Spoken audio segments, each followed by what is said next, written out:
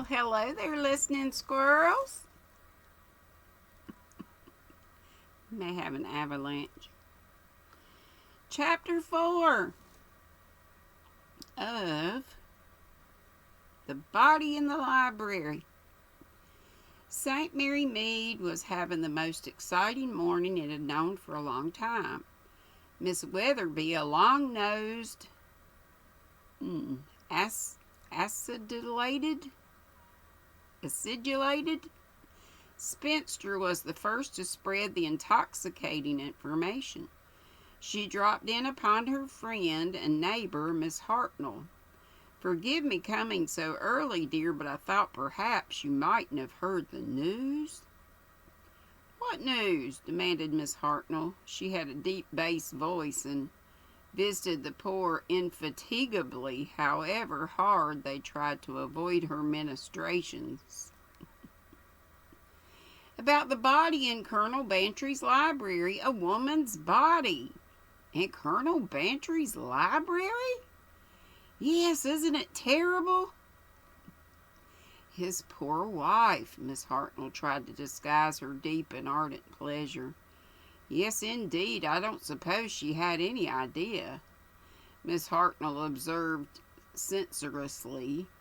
"She thought too much about her garden and not enough about her husband. You've got to keep an eye on a man all the time." "All the time," repeated Miss Hartnell fiercely. I know, it's really too dreadful. I wonder what Jane Marple will say. Do you think she knew anything about it? She's so sharp about these things." "Jane Marple has gone up to Gossington." "What, this morning?" "Very early, before breakfast. But really, I do think, I think that is carrying things too far. We all know Jane likes to poke her nose into things, but I call that indecent." "Oh, but Mrs. Bantry sent for her." "Mrs. Bantry sent for her?" "Well, the car came, with Muswell driving it." "Dear me, how very peculiar." They were silent a minute or two, digesting the news. "Whose body?" demanded Miss Hartnell. "You know that dreadful woman who comes down with Basil Blake? That terrible peroxide blonde?" Miss Hartnell was slightly behind the times. She had not yet advanced from peroxide to platinum. "The one who lies about in the garden with practically nothing on?" "Yes, my dear, there she was on the hearth rug, strangled." "But what do you mean at Gossington?" Miss Weatherby nodded with infinite meaning. "Then Colonel Bantry too?" Again Miss Weatherby nodded. "Oh." There was a pause as the ladies savored this new addition to village scandal. "What a wicked woman," trumpeted Miss Hartnell with righteous wrath. Quite abandoned, I'm afraid." "And Colonel Bantry such a nice, quiet man." Miss Weatherby said zestfully, "Those quiet ones are often the worst. Jane Marple always says so." Mrs. Price Ridley was among the last to hear the news. A rich and dictatorial widow, she lived in a large house next door to the vicarage. Her informant was her little maid Clara. "A woman, you say, Clara? Found dead on Colonel Bantry's hearthrug?" "Yes, ma'am, and they say," "Yes, mum, and they say, mum, as she hadn't anything on at all, mum, not a stitch." See how this is gossip, changing as we tell it. "That will do, Clara. It's not necessary to go into details." "No, mum, and they say, mum, that at first they thought it was Mr. Blake's young lady, what comes down for the weekends with him to Mr. Booker's new house. But now they say it's quite a different young lady, and the fishmonger's young man, he says he'd never have believed it of Colonel Bantry, not with him handing round the plate on Sundays and all." "There's a lot of wickedness in the world, Clara," said Mrs. Price Ridley. "Let this be a warning to you." "Yes, mother, she never will let me take a place where there's a gentleman in the house." "That will do, Clara," said Mrs. Price Ridley. It was only a step from Mrs. Price Ridley's house to the vicarage. Mrs. Price Ridley was fortunate enough to find the vicar in his study. The vicar, a gentle, middle-aged man, was always the last to hear anything. "Such a terrible thing," said Mrs. Price Ridley, panting a little, because she had come rather fast. "I felt I must have your advice, your counsel about it, dear vicar." Mr. Clement looked mildly alarmed. He said, "Has anything happened?" "Has anything happened?" Mrs. Price Ridley repeated the question dramatically. "The most terrible scandal. None of us had any idea of it. An abandoned woman, completely unclothed, strangled on Colonel Bantry's hearthrug." The vicar stared. He said, You're feeling quite well?" "No wonder you can't believe it. I couldn't at first. The hypocrisy of the man, all these years. Please tell me exactly what this is all about." Mrs. Price Ridley plunged into a full-swing narrative. When she had finished, Mr. Clement said mildly, "But there is nothing, is there, to point to Colonel Bantry's being involved in this?" "Oh, dear vicar, you are so unworldly, but I must tell you a little story. Last Thursday, or was it the Thursday before? Well, it doesn't matter. I was going up to London by the cheap day train. Colonel Bantry was in the same carriage. He looked, I thought, very abstracted, and nearly the whole way he buried himself behind the Times, as though, he didn't want to talk." The vicar nodded with complete comprehension and possible sympathy. "At Paddington I said goodbye. He had offered to get me a taxi, but I was taking the bus down to Oxford Street. But he got into one, and I distinctly heard him tell the driver to go to, where do you think?" Mr. Clement looked inquiring. "An address in St. John's Wood?" Mrs. Price Ridley paused triumphantly. The vicar remained completely unenlightened. "That, I consider, proves it," said Mrs. Price Ridley. At Gossington, Mrs. Bantry and Miss Marple were sitting in the drawing room. "You know," said Mrs. Bantry, "I can't help feeling glad they've taken the body away. It's not nice to have a body in one's house." Miss Marple nodded. "I know, dear, I know just how you feel." "You can't," said Mrs. Bantry, "not until you've had one. I know you had one next door once, but that's not the same thing. I only hope," she went on, "that Arthur won't take a dislike to the library. We sit there so much. What are you doing, Jane?" For Miss Marple, with a glance at her watch, was rising to her feet. "Well, I was thinking I'd go home if there's nothing more I can do for you." "Don't go yet," said Mrs. Bantry. "The fingerprint men and the photographers and most of the police have gone, I know. But I still feel something might happen. You don't want to miss anything." The telephone rang and she went off to answer. She returned with a beaming face. "I told you more things would happen. That was Colonel Melchett. He's bringing the poor girl's cousin along." "I wonder why," said Miss Marple. "Oh, I suppose to see where it happened and all that." "More than that, I expect," said Miss Marple. "What do you mean, Jane?"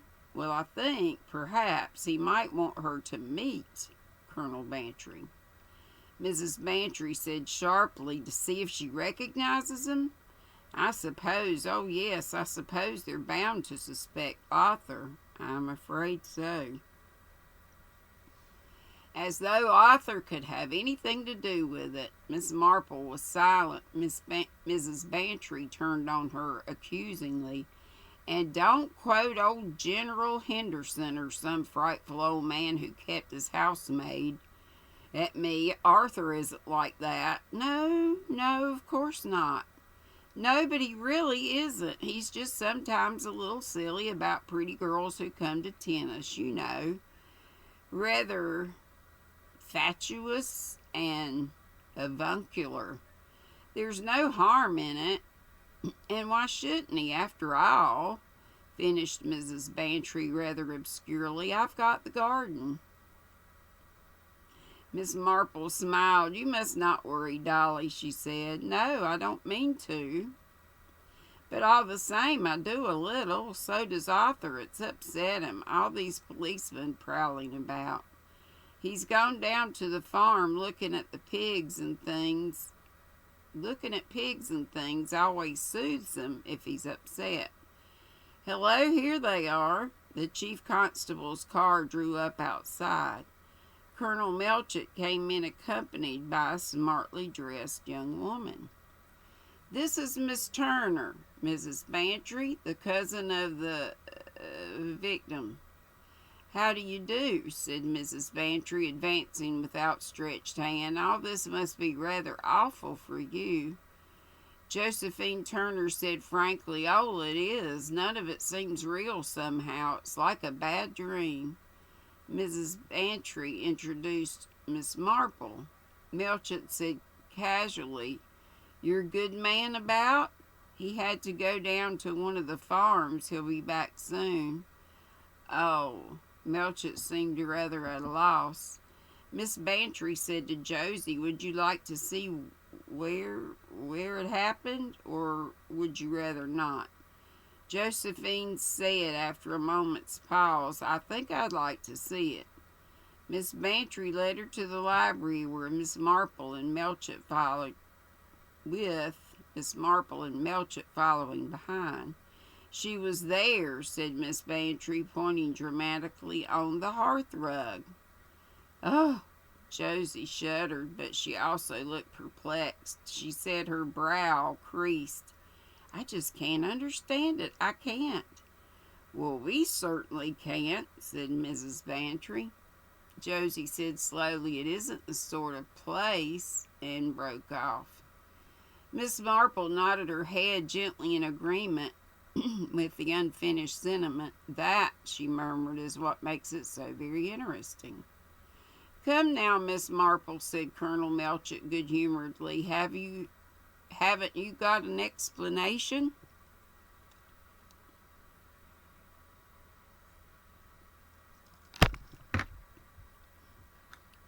Oh, yes. I've got an explanation, said Miss Marple, quite a feasible one. But of course it's only my own idea. Tommy Bond, she continued, and Miss Martin, our new schoolmistress, she went to wind up the clock, and a frog jumped out. Josephine Turner looked puzzled. As they all went out of the room, she murmured to Miss Bantry, is the old lady a bit funny in the head? Not at all, said Miss Bantry indignantly. Josie said, sorry, I thought perhaps she thought she was a frog or something. Colonel Bantry was just coming in through the side door. Melchett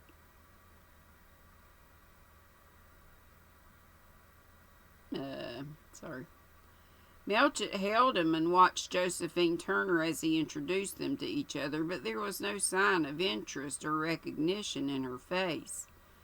Melchett breathed a sigh of relief,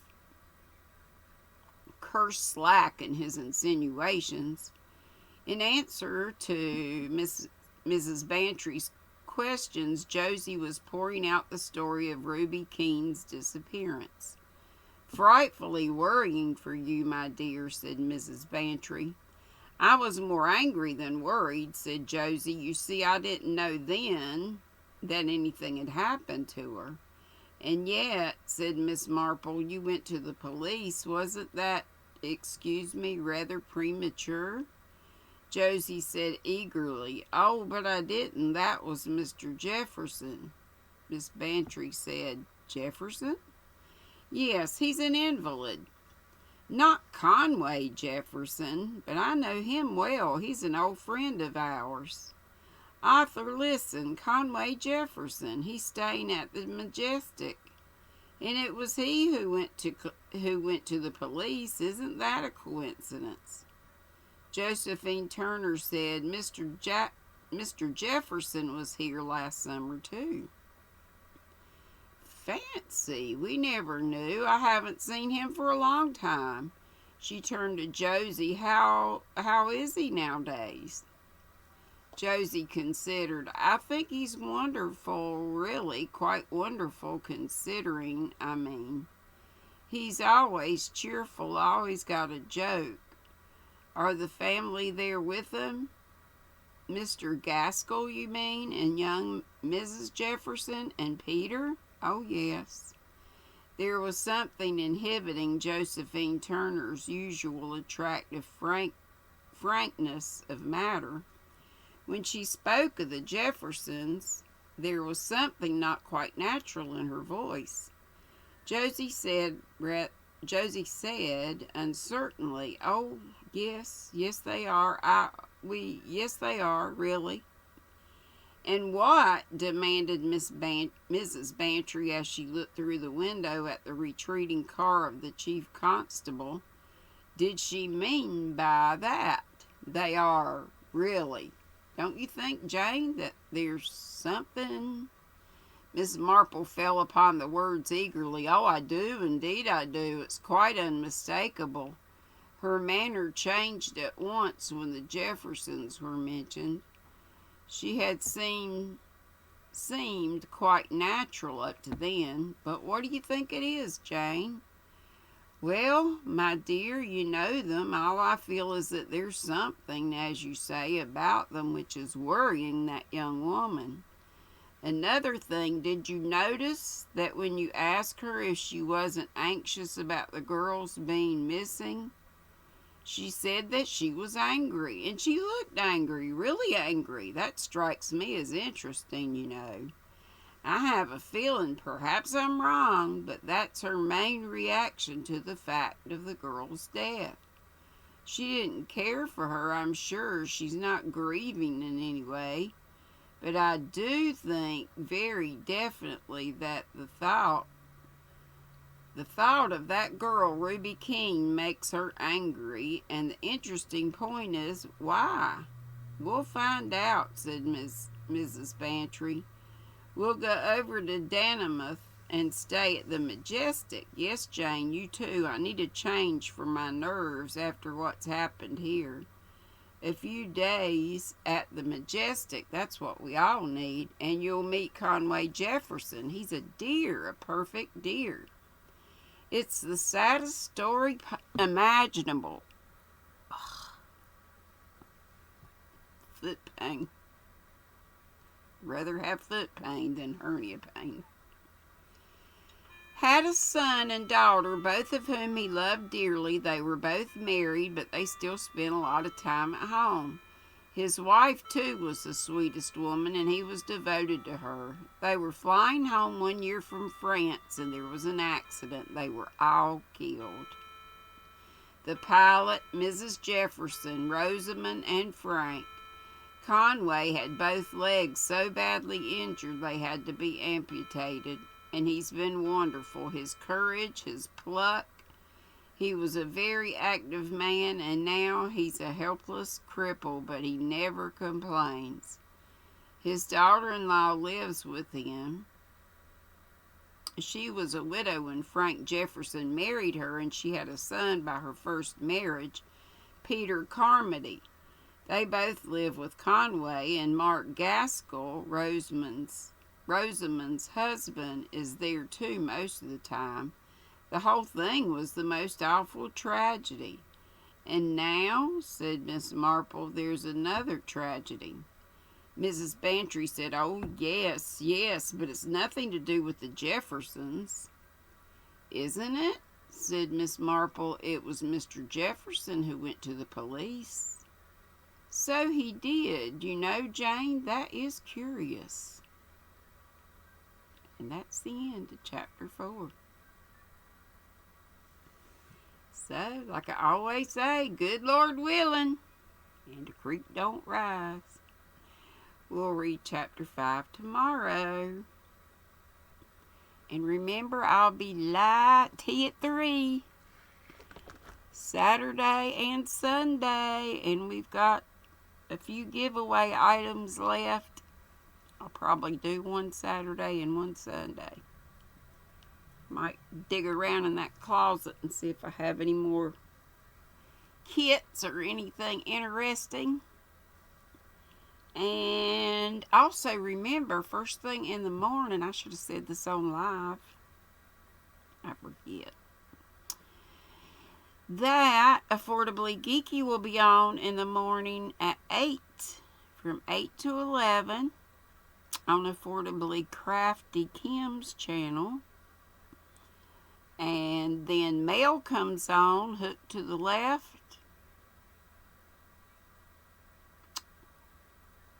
And where do we go from there? There's a whole bunch of stuff. But don't forget me at 3. Love y'all. See you later. Be sweet, don't be ugly. Bye-bye.